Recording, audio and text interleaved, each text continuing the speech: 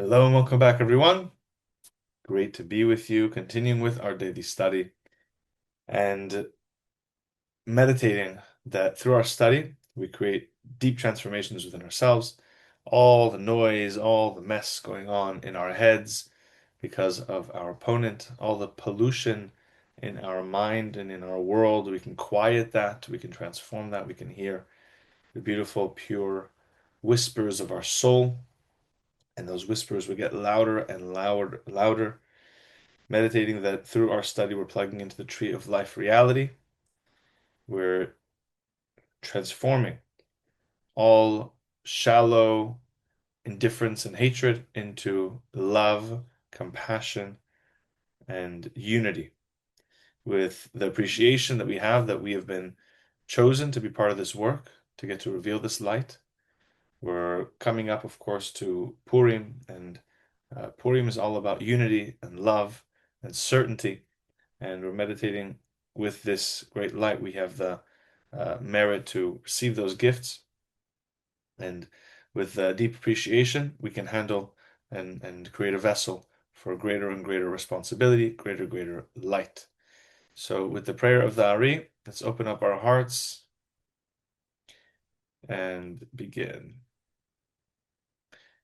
We also want to make sure to pray for the world, everything going on. We know everything in this world is just an effect of selfishness, desire to receive, um, reactivity. So we're meditating that with the light of the Zohar, we transform any judgments, any negativity within and around us to allow for the Creator's endless light to be revealed. Ribon ha'olamim va'adonei ha'adonim.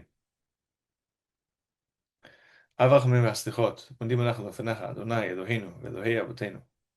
וקידה ובהשתחוויה שקראתנו לתורתך ולעבודתך, עבודת הקודש, ונתת לנו חלק בסודות תורתך הקדושה, לנו אחינו שעשיתי עמנו חסד לא כזה.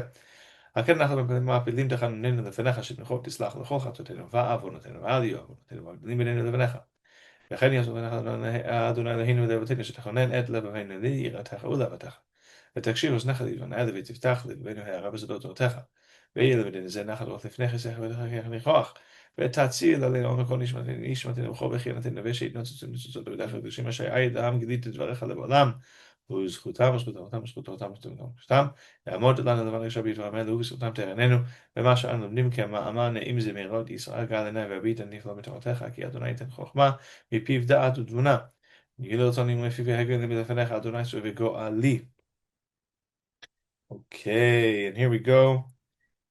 We are on paragraph 39, and I'll just wrap up a little bit of the commentary from 38.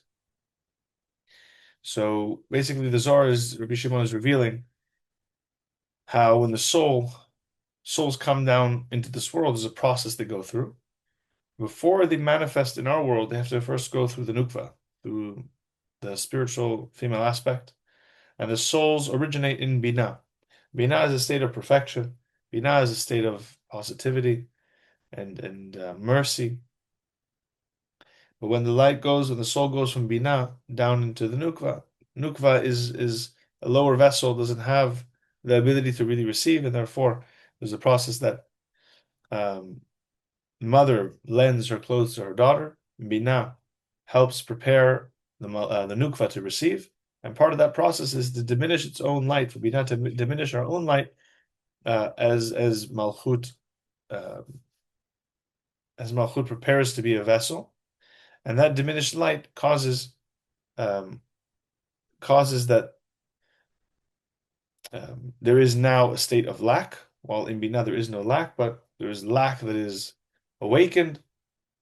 And we said that the light of Binah coming into the vessel of Malchut or the Nukva causes for lack to be because the light of Binah is, instead of being the full light of Binah, is just the lower part, not the higher part, and it creates lack in the Malchut. But then Malchut manages to elevate. Then, because it received, the phrase that Rav Ashlag uses here is this deficiency, this lack in the Malchut, uh, also represents the lack that we experience in our body and our soul as we come into this world. הרי שעניין הפגם הזה, אשר נשמות פוגמות את הגופים. When the soul comes into the world, it creates deficiency and lack in the body. ולתיקון הגוף להכשירו לקבל הגדלות.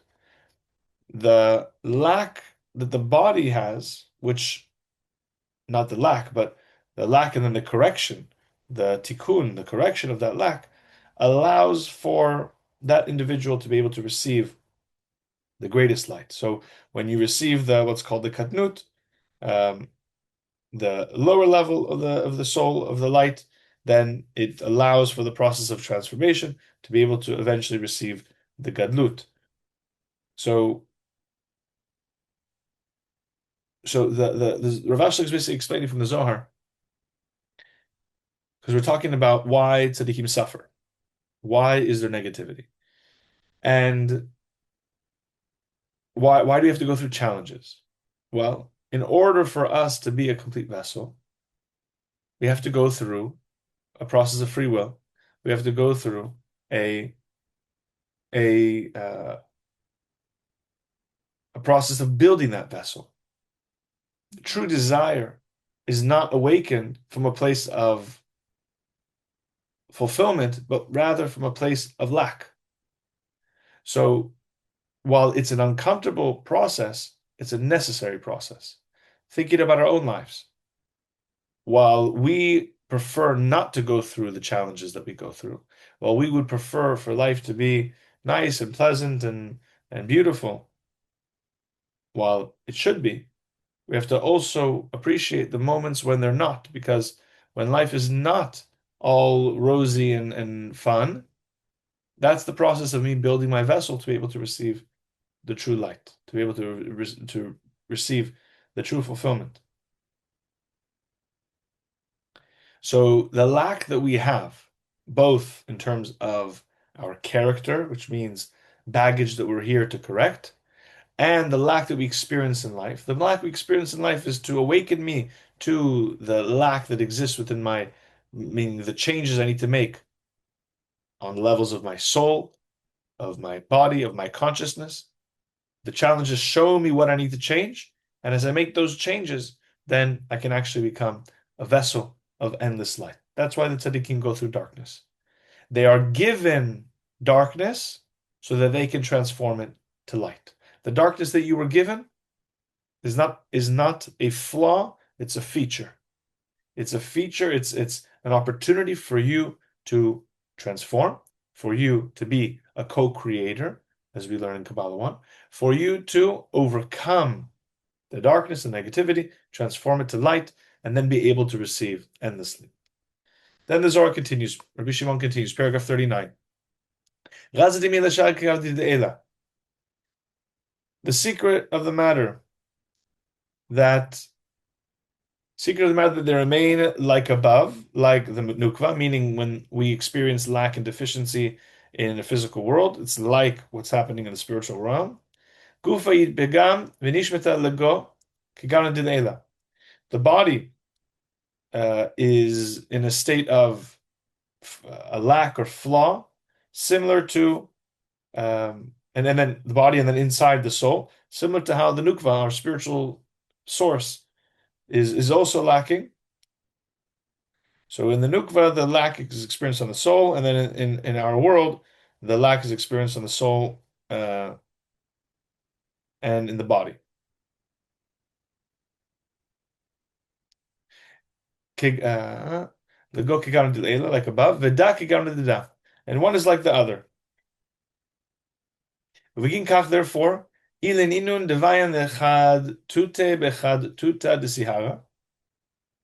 those that need to renew, like the renewal of the moon, meaning the tzaddikim need to go through that renewal process, that transformation process, just like the moon is always evolving and goes through its moments of growth, through its moments of diminishment.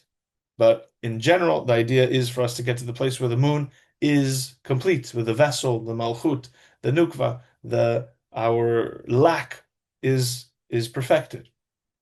V'ali lenktiv, and that's why it says about this, V'haya b'dei chodesh b'chodshom midei Shabbat b'Shabbato, yavocha b'asad l'shtachava lefanai, amar Adonai. This is a verse that describes in the book of Isaiah a time of perfection. It basically represents a time of perfection. I'm trying to remember when we read this. It might be one of the Haftorahs, maybe Rosh Chodesh. I don't remember. I don't remember when we read this, but it represents a time of perfection. Probably Rosh Chodesh, right? But I'm not sure. But it says on the new moon, in the new month, every new moon and every Shabbat, Amar Hashem. All flesh will come to worship me, says God. What are we talking about here? What is kol basar? What is all flesh? What does that mean? Right. So again, reminding us, the Zohar is talking about when we come to a state of perfection, right? When we manage to correct the lack, the flaws that we've been given, the baggage, the tikkun process, then we come to this state. What does it mean that all flesh will come to worship the Creator? Kol basar vadai. Surely we're talking on the level of flesh. That they are renewed completely. And they need to renew themselves completely like the renewal of the moon. So here Rav Ashlag explains, once the body receives its aspect of katnut, smallness of the soul,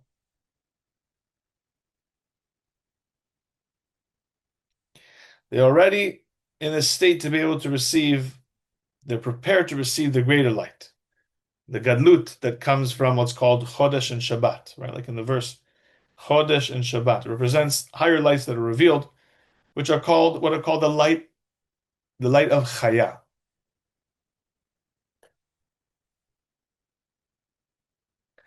But when we're talking about flesh, whenever we talk about, we have to remember these code words.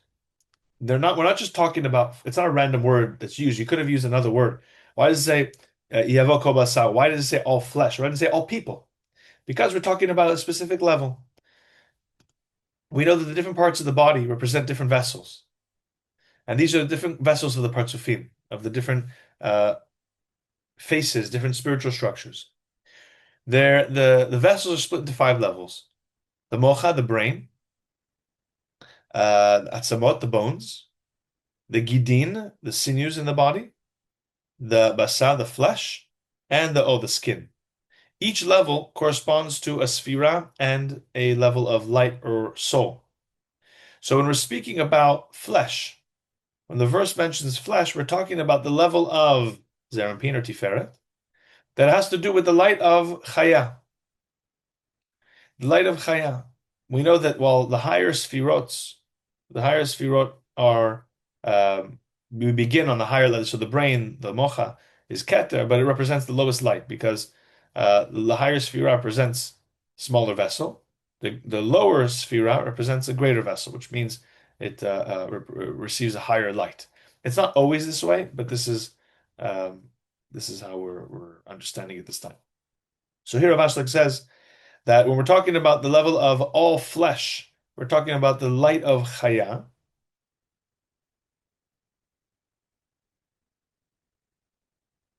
And until that vessel of flesh is prepared, the light of Chaya cannot be revealed. Meaning, until that correction process occurs, the highest light cannot be revealed. Now, reminding ourselves, we understand, we don't understand, you have any idea what I'm talking about, all of a sudden we're doing an anatomy class with Sfirot, it's even more complicated. Remember, this is not about what you study, this is not about what you understand. The fact that we are even saying these Sfirot awakens perfection within us, right? Even to yourself, while you're muted, just read the names of the Sfirot. Keter, Chochmah, Binah, Tiferet, Malchut. Say the names of the soul, of the light. Nefesh, Ruach, Neshama, Chaya, Yechida. Just by saying those different levels, it awakens the levels of correction that you need within you, the light that you need, transformation you need to go through. And that awakens that surrounding light and awakens that correction. It helps you correct your soul by talking about the soul. So again, don't get bogged down by what I understand, what I don't understand. Believe me, we're all in the same boat. I don't really understand what's happening here at all. I'm just trying to do my best to read and explain what I can explain.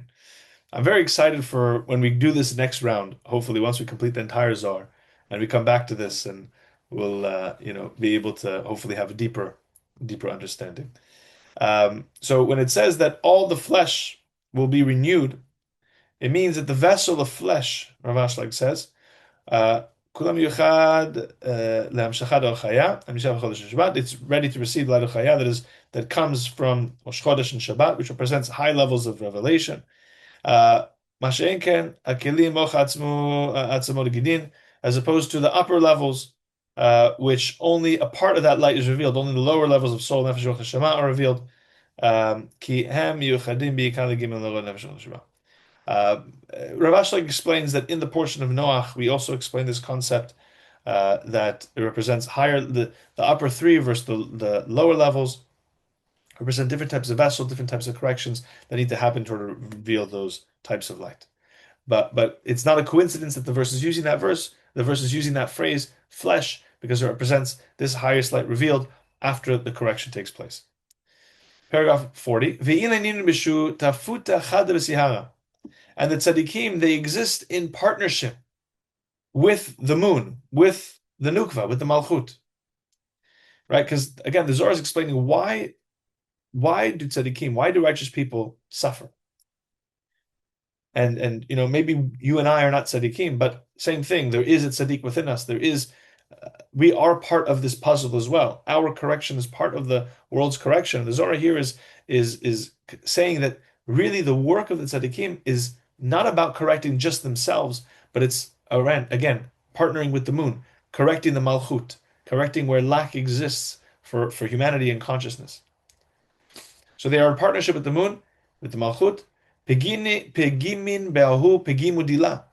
The lack and deficiency they have is the same lack and deficiency in the moon, in the malchut. Therefore, ihi sharia begavayu tadir. That's why the same deficiency they have, it says, is the deficiency or the lack of the kadnut of bina, as we said before, and that's why it's able to receive the light of gadlut, the greatness of bina. And therefore, as we just said, that's why she always resides with them. De la shav kalon, never letting go of them. It says, that's why it says in Isaiah, also speaking about how the Creator resides in a high place, yet the Creator also resides with the contrite and the lowly in spirit. And we'll read soon what the Zohar says, to revive the spirits of the lowly, and to revive the hearts of the contrite. So basically, because the tzaddikim are constantly in the process of transformation and correction with the malchut, and the malchut is always with them, which means the Shechina is always with them. Uchtiv, and that's why it says, the Creator is close to the brokenhearted. Who are the brokenhearted? It's not those who go through suffering, but it's those who their pain they go through is a transformative process. To be brokenhearted and be a victim to life and suffer without any transformation doesn't bring light, doesn't actually it's not effective. The Zohar here is talking about those who go through pain specifically for the process of transformation. Those who suffer together with the moon and the lack that they experience, which means those who go through the challenge and darkness that are connected to the lack and the defects of the vessel, the process of correcting the vessel, the malchut. Inun kerevin latadir. Those are the ones who are always close to her, always close to the Creator, or the ones that the Creator is always close to. And that's why it says in the end of the verse, to revive the hearts of the contrite, those who are in a low place, those who are in a place of darkness.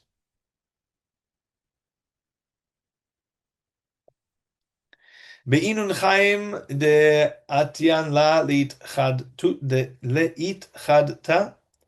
It's those is the life that flows from the Malchut that always needs to be renewed to draw the light of Chaya, the light of life. Chaya also means life. Yeheh lon chulak hon. They have a portion of that light that's revealed. Which again, what does this light? Light represent the light of Chaya is the light of perfection, the higher level of light that we need the proper vessel prepared. Inu desavle ima, those who suffer with her, and again, suffer not for the sake of suffering, but those who go through the darkness to transform, those who take on this correction process, yitchadetun ima, they also become renewed with her. Which means because they went through the moments of katnut, of darkness, because they went through the moments of smallness, they received the gadlut, they received the greatness. What gives the tzaddikim such a powerful connection? What makes them so powerful in this world to be able to create miracles and to heal people and have divine inspiration? It's not because they're naturally connected. It's because, and it's not because they're born into light. The truth is they're born into darkness. They're born into lack. They're born into the greatest souls that we can think of are ones who have gone through the greatest darkness we can imagine. That's where light comes from. Light only comes from darkness. Greatness comes through the transformation of darkness, willingness to go through the darkness. Forget about tzaddikim for a moment. Even think about successful people that you know of in your own life or people you know about in the world. Those with the greatest success, true success, earned success, are ones who've gone through the greatest darkness, greatest transformation. Then the Zohar continues, 41. And this is the last paragraph of this chapter. And this is what's called why the tzaddikim receive Yisurin shel Ahava, suffering of love. What does that mean, suffering of love? Shel Ahava inun, the suffering of love, the darkness that is experienced comes from a place of love from the Creator. We're not here to say that we like suffering and that God likes to make us suffer. It's understanding that you're embracing change. The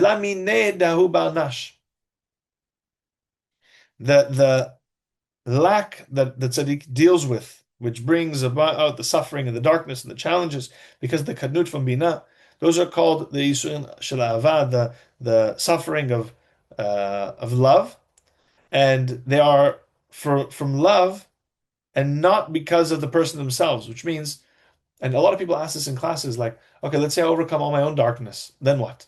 Well, then you start to correct the darkness of the world. That's what the tzaddikim do. They take on the darkness, they take on the negativity that the world needs to correct. So it's not their own suffering that they're dealing with, because if they had to finish their job, they'd be done. They corrected themselves already, and now they can just move on. But no, they remain in this world to go through the darkness and help the world elevate. Shelava in inun, they are from love. They,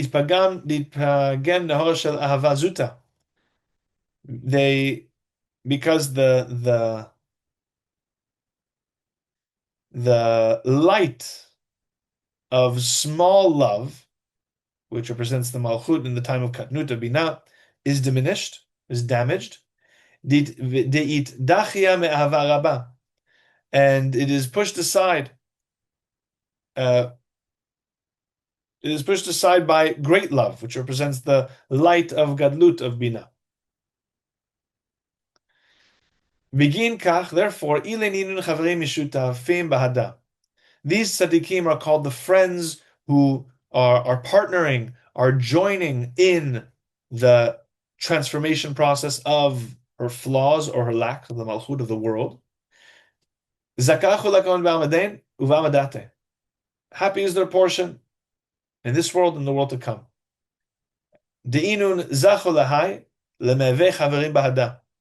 Because they merit all this light and to be her friends, to be her companions, to be her support, to be the partners in this transformation. And that's why it says about those tzaddikim, leman achai v're'ai, adabrana shalom bach. As it says in Psalm 122, verse 8, for the sake of my brothers and friends, I pray for you peace. which means that tzaddikim, they experience true peace. Those who are willing to take on the work of the world, those who are willing to go through the darkness, are the ones who will actually experience true blessings and peace. Because the one who, as Rav Ashlag always reminds us, the one who reveals light for the world, the one who helps reveal light for others, will receive of that same light. So if you are the reason why, and again, we think about tzaddikim and this and that. No, think about ourselves for a second. When I overcome even a bit of my own selfishness, I reveal so much light in the world. I'm partnering with creation. I'm partnering with the tzaddikim. I'm partnering with all of the souls of humanity to make that correction, to actually bring all of humanity one step closer to end of the correction. Every change that I make brings the world one step closer.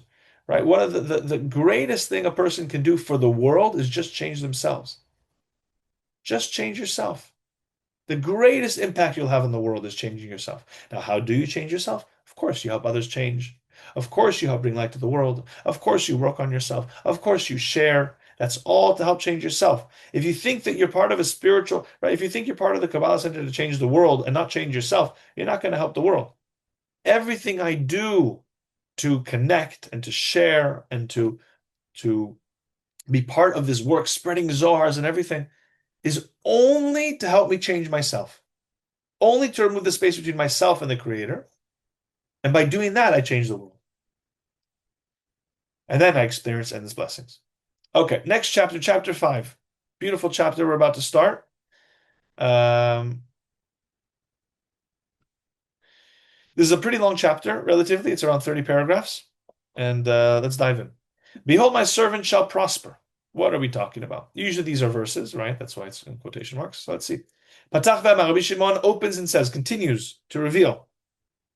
Hinei yaskil avdi yarum v'nisa v'gava meod. In Isaiah 52, verse 13. Hinei yaskil avdi. Indeed, my servant shall prosper. Yarum v'nisa v'gava meod. Be exalted and raised to great heights.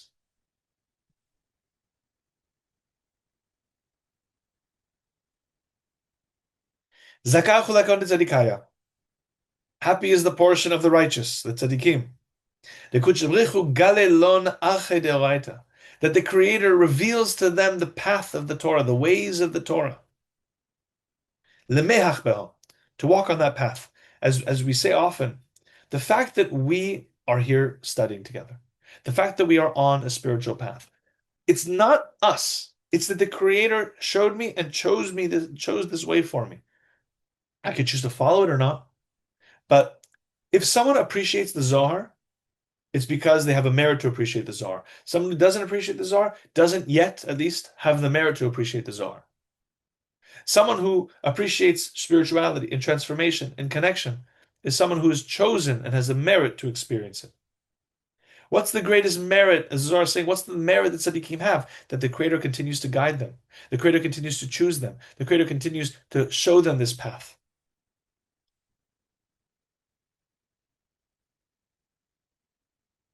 Tachazeh, come and see. Haikra razi ila'ihu. There's a great secret in this verse, Hinei yaskil avdi, when it says that indeed my servant shall prosper. We've explained this verse, the Zohar says. About Tachazeh, come and see. We're going to give another explanation. When the Creator created this world, the Creator created the moon, and the light of the moon was diminished. So it said, what does it mean the Creator created the world? And the Creator created Zerampin Malchut, the spiritual male and female that draw down everything into the world, that cause all the blessings to come to this world. The Creator created the moon, which represents the Malchut, and the moon and the sun were created equal in size and equal in light. But, as we know, on the fourth day of creation, the moon diminished herself. The moon was diminished. The light of the moon, it says the moon complained, can't have two kings with the same crown. So the moon was diminished. The Malchut, the vessel, was diminished. And the moon no longer had its own light. The only light the moon has, the only light the Malchut has, is the light that comes from the sun.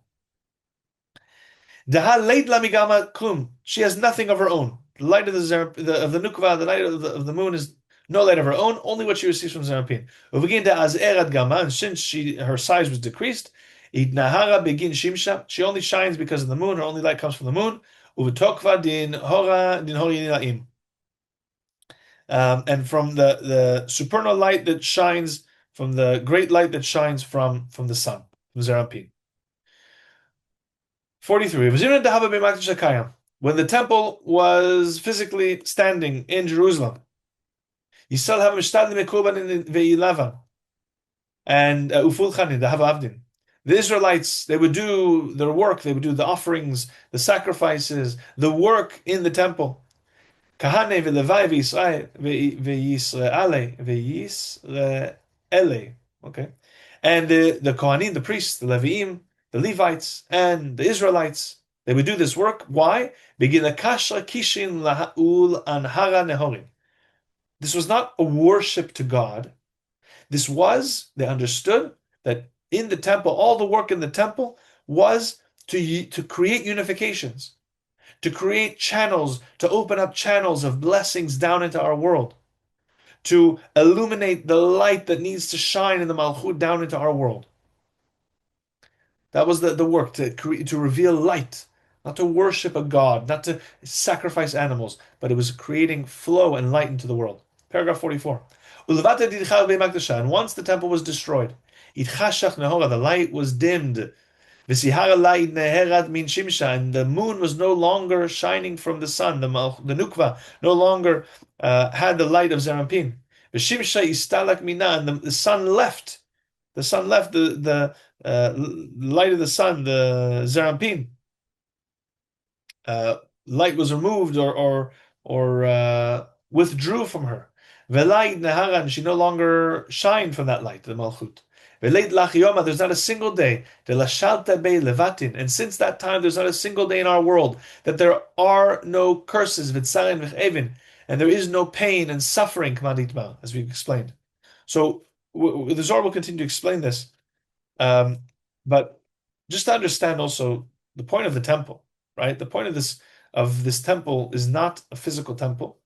It was to create flow in our lives, in our world, and that's also the work that we do, the spiritual work that we do, the prayers and the meditations and the holidays, is to continue that flow, not for the sake of worship, but for the sake of light in the world and transformation within us. And when that light was removed, when that flow ceases to exist or pauses, then that's why there's darkness in the world. When the light of the temple was shining as the way it should, then there was only light and blessings in this world. There was peace in the world. All the nations received what they needed. All the countries, all the people, everything, all the angels, everyone received what they needed. And we've got used to the darkness.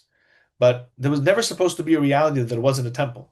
Meaning, since the beginning of the Israelites in Mount Sinai, they built the tabernacle. Right, we're in the portions now building the tabernacle. There was always a place that endless light was able to be revealed. We're so used to the darkness and the exile that we're kind of just used to it, but it's not supposed to be this way. A third of the mitzvot, a third of everything that there is to do to reveal light in the world is actually all dependent on having this structure. So we're used to the darkness, we're used to the chaos, but we shouldn't be. And our work is to reveal this light again. So we're going to continue tomorrow with paragraph 45, where the Zohar continues to explain this whole process of the moon and explaining this verse. But until then, I'll see you there. Lots of love, everyone. Have an amazing day. See you soon. Find your work that you need to change so that you can actually change the world. Thank you, guys. See you soon.